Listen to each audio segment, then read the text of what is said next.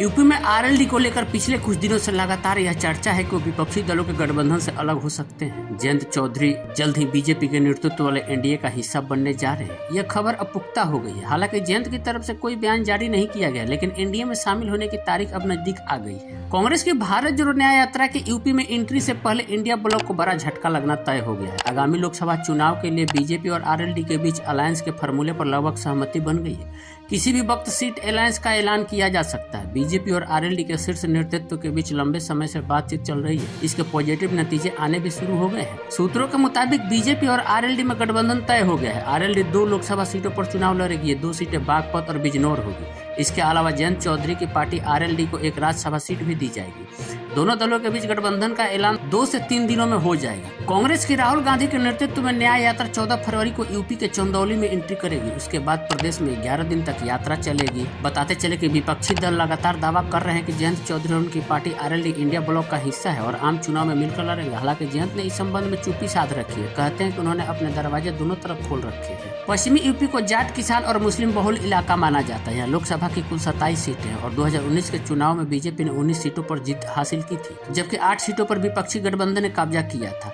इनमें 4 सपा और 4 बसपा के खाते में आई थी। लेकिन आरएलडी को किसी सीट पर जीत नसीब नहीं हुई थी। यहाँ तक कि जयंत को पश्चिमी यूपी में जाट समाज का भी साथ नहीं मिला था।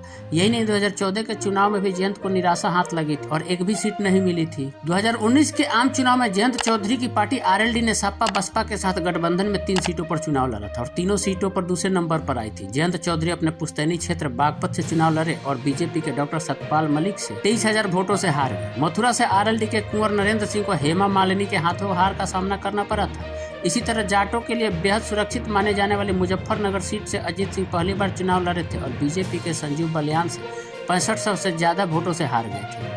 अजीत और जयंत चौधरी को सपा बसपा के अलावा कांग्रेस का भी समर्थन मिला था। यह लगातार दूसरा आम चुनाव था जब चौधरी परिवार को खाली हाथ रहना पड़ा था। पूर्व केंद्रीय मंत्री संजीव बलियान की इस छोटी जीत से पश्चिमी यूपी की राजनीति में बड़ा संदेश गया। दंगों के कारण चर्चा में आई मुजफ्फरनगर सीट पर बीजेपी की जीत को पोलराइजेशन का नतीजा माना गया था।